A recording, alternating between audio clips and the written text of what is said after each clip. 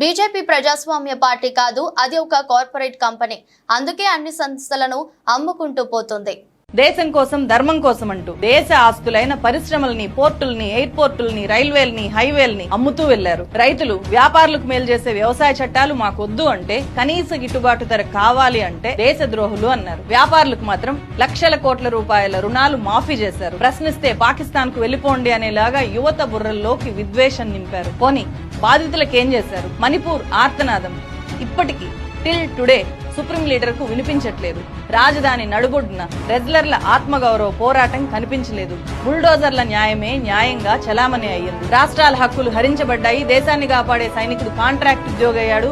హక్కుగా అమలవ్వాల్సిన రిజర్వేషన్లకు అడుగడుగున అవహేళన. ఆదివాసీ హక్కులు, లద్దాఖ్ ఉద్యమాలకు 56 ఇంచీల ఛాతీలో 1 ఇంచి చోటు కూడా లేదా? సగర్వంగా రాజ్యాంగాన్ని తీసుకెళ్లాల్సిన ఆధునిక పార్లమెంటులోకి రెడ్ కార్పెట్లు పరిచి మొదట ఎవరిని తీసుకెళ్లారు? నిజంగానే ప్రజాస్వామ్యం ఉనికిలో ఉన్నట్ల, నియంతృత్వం మొదలైనట్ల?